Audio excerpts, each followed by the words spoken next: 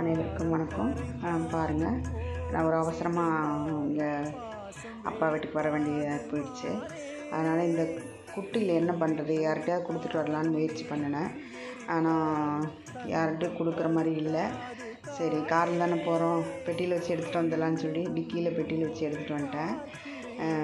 ஆனால் டிக்கியில் உட்காரவே இல்லை. அது மடியில் தூக்கி வச்ச உடனே அமைதியாக படுத்துட்டு வந்துட்டாங்க. வந்து இங்கே நல்லா விளையாண்டுருக்குறாங்க. மறுபடியும் நான் போகிறப்ப எடுத்துகிட்டு போயிடுவேன். ஏன்னா ஏற்கனவே தோட்டத்தில் 4-5 இருக்குது மொத்தம்.